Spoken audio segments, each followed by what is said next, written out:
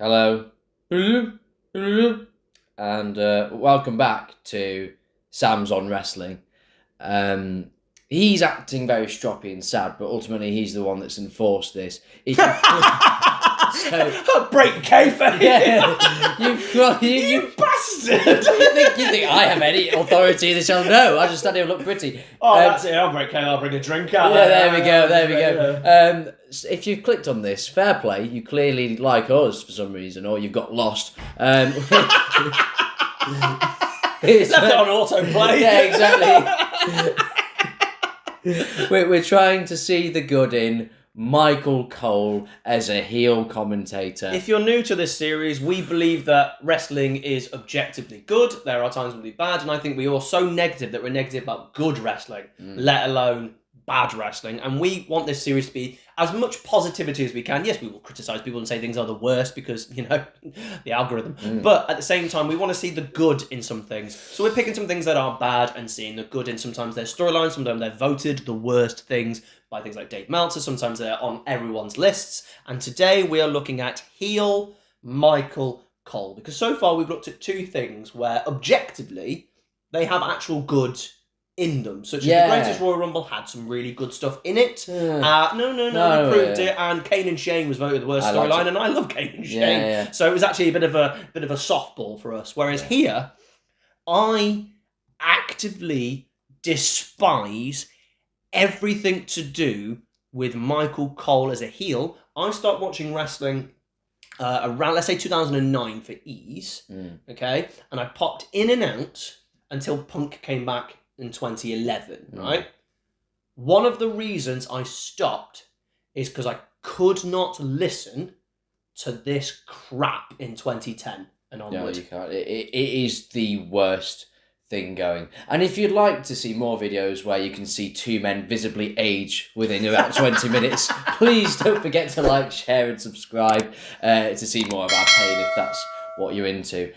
So I'm going to kick things off because I don't think you're going to have any points. So really, it's just going to be me talking and you frowning. I've got a couple of bullet points written down here. But you know what? A lot of my bullet points are from very early in reality. Yeah. So would you like me to go? Because I've got one from really early. You can go if you want, because I might need some time to amp myself up. So it debuted, this heel thing, was on NXT. Yeah. That's where it actually appeared for the first time. And the best thing about Michael Cole as a commentator is people, when he was rubbish for so long and then realised it's not him. It's Vince yelling his ear and him being, quite frankly, the companiest of company men. Now, look at him with Triple H in his ear. He is as good as JR. I think you can argue. Different styles. I make a lot of go, no. What he does is phenomenal. The only difference is I think JR has just that little bit ability to turn it on. But JR had autopilot. JR had, he had quips, and he had, the stereotypes every now and then in all his little jokes. Whereas Michael Cole doesn't have that many of them, vintage, that's why we laughed at them. But Michael Cole, without someone in his ear, is fantastic. And where was Vince not in his ear?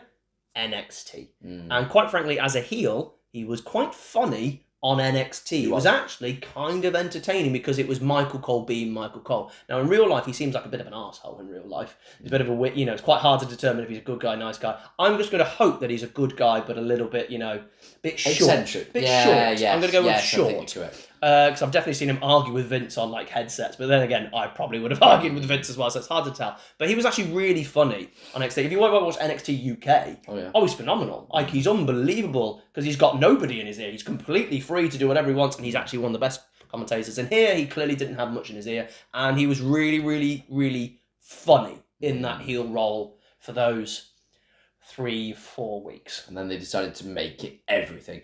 I'm linking to that, actually. It got Daniel Bryan over. Oh, that's my second bullet point. I've only got 3! Sorry! I've only got 3! Do you want to talk about it? No, it's fine. Nothing else. You just stand there. I'll just sit here miserable having to think about heel Michael Cole. Yeah, it did get Bryan over in because NXT. Bryan wasn't getting himself over. No, he really wasn't. Bryan wasn't. We were struggling to adjust. I think The Miz and Cole got him over more because the way they kind of got heat on themselves and kind of then got sympathy for him. They were characters with a man who didn't have a character. Right. Fair play. Now, I would love to work out, did Bryan learn and develop or did he have it in him all along and he just wasn't given the opportunity to do it? Because his thing came about having personalities was actually on YouTube channels, being the Dazzler and all this lot, and then slowly building that into the heel run with the Money in the Bank and all that jazz, and then winning the world title. Yeah. It took a long time to get to there, and I want to know, did Daniel Bryan have it in him all along, or did he learn and develop the craft? Because obviously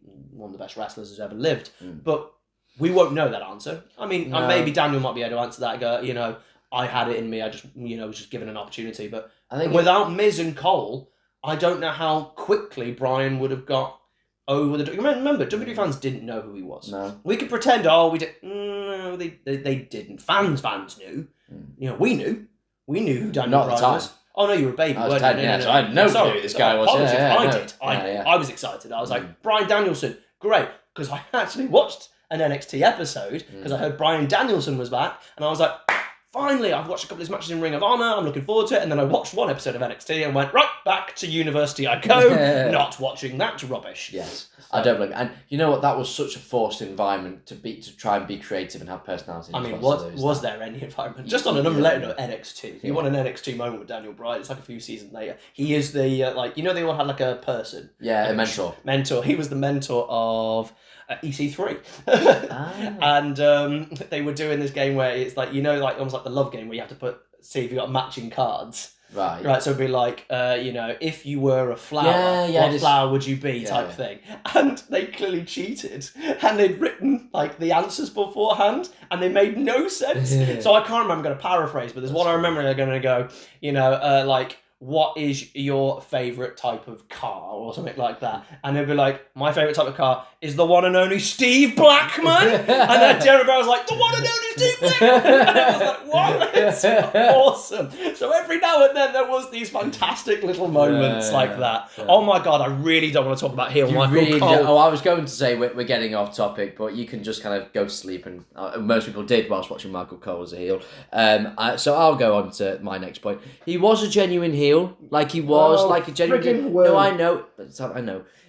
We have to get through the video. I have to say something. A play-by-play commentator can't be a heel. No, I know. You're telling me what's happening. The heel commentator needs to be colour, because that's in the name. They're adding colour. No, I know. You can't have the person telling me the moves being... You can't go, body slam by that dick. You can't do that. So, okay, go back to sleep, Tom. So, what I will say is, as a character, if he'd been like a general manager, he'd been perfect, because he was genuinely really great. Well, this is what I've got. Like, he should have been the anonymous Raw general manager. Or a manager, maybe. Yeah. So he could have stayed on commentary, but then managed... He should have managed Jack Swagger. Yeah, the problem is, because he was a very detestable heel. You can't say that he wasn't. He was genuinely grating, and that was missing from a lot of WWE. But he was on... He was on air all the time. Yeah. That's your problem. He's there all the time.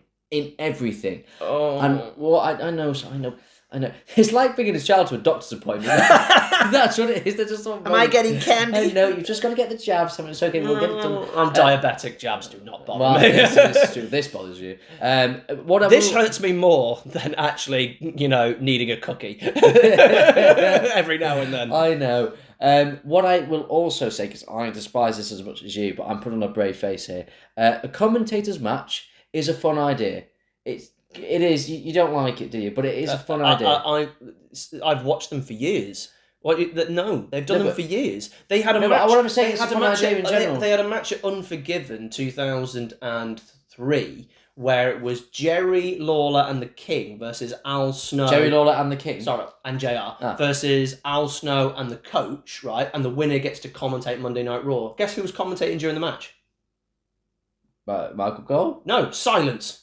Oh! The match is in deathly silence. So you've got 4 people, one of them who can work, Al Snow, one of them who's a retired guy who can, you know, do a punch, and then 2 people who really can't work doing a match with no commentary to back it up. The match is a mess. So I've seen commentator versus commentator. You can even throw in Taz versus, like, the King at SummerSlam. I know Taz hasn't gone into commentary yet, but it's a feud against a commentator. Feuds against a commentator are the weakest of heats.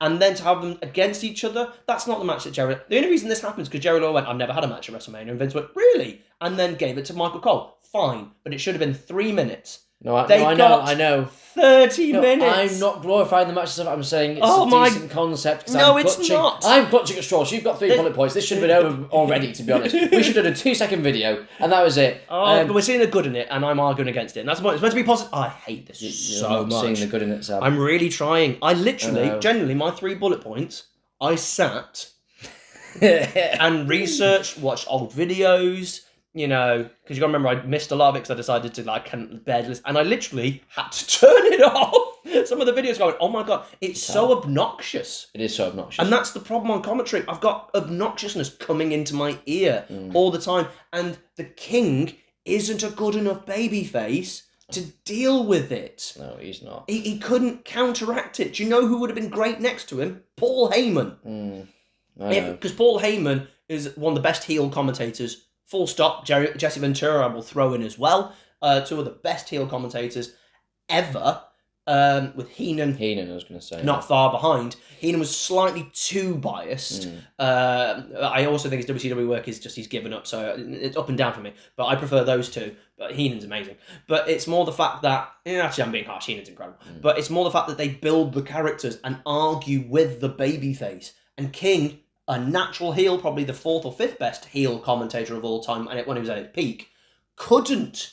He just couldn't argue against it. He doesn't have the wit. And then we just started squabbling. And then they started feuding. So then they started squabbling between themselves, even though it has nothing Daniel to Bryan's do. having a match. Oh. No. I'm completely with you, Sam.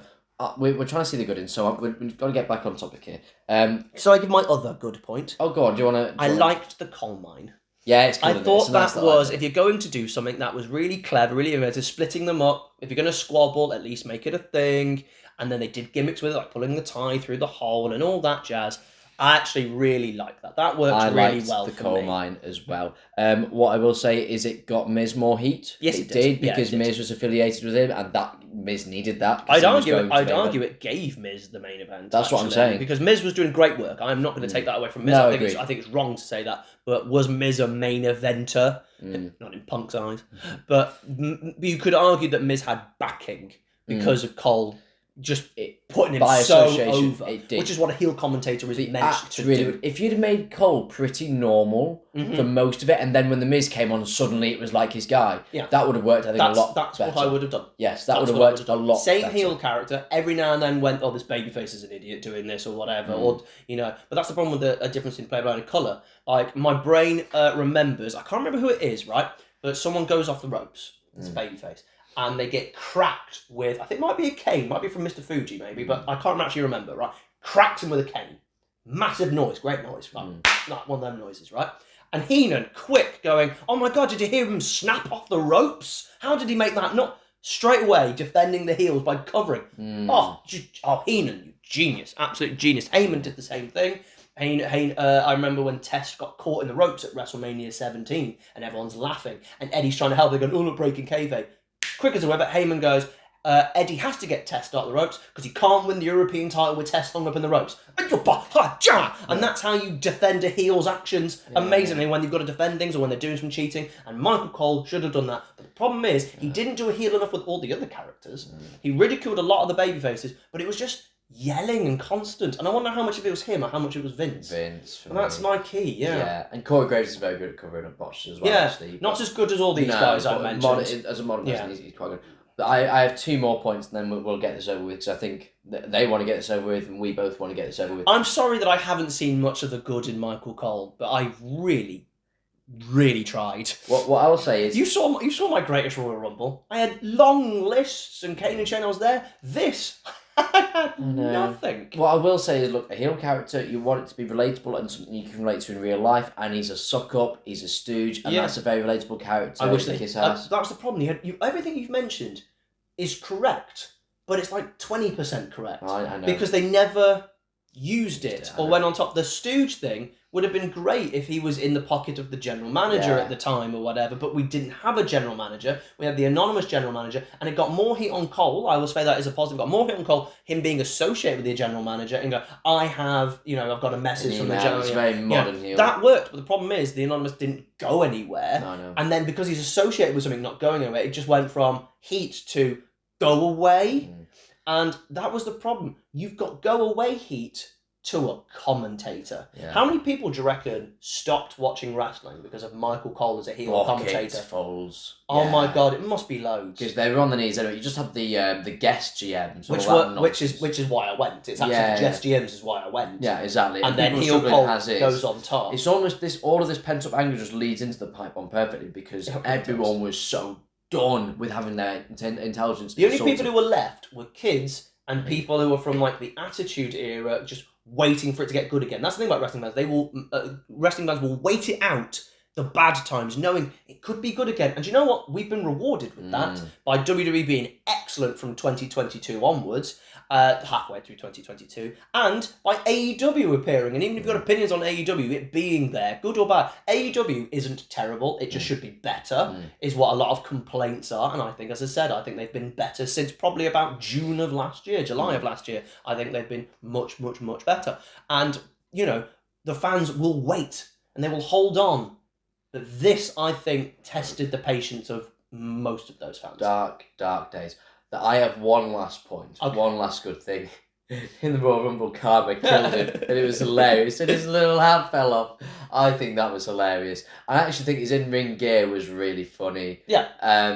Played it perfectly with the character. He did. And that's how I'll end my praise, genuinely. Yeah. He actually played a heel. Now, because I know, was a genuine heel. Yeah. He played it excellently as a heel character when he wasn't on commentary. So, for example, him coming down to the ring at WrestleMania 27 and, you know, him berating JR and all this jazz actually was excellent and showed he could have been a character away from the commentary booth, but they didn't have anyone to replace him, so they didn't take him away from commentary. I'd argue it would have been actually really good if he had not been on commentary for about 6 months and then loses his heel thing and returns to commentary back to normal or slowly going back to normal. But I actually think he played the heel character when he was away from commentary excellent. I actually think he was really, really, really good.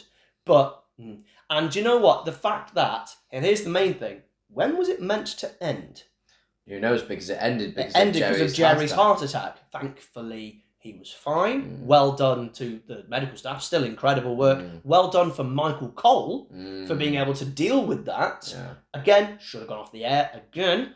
Should have gone off the air again still. But Michael Cole dealt with that incredibly well. And it did. And he was annoyed about that. He was annoyed that his heel run ended. And like, we weren't.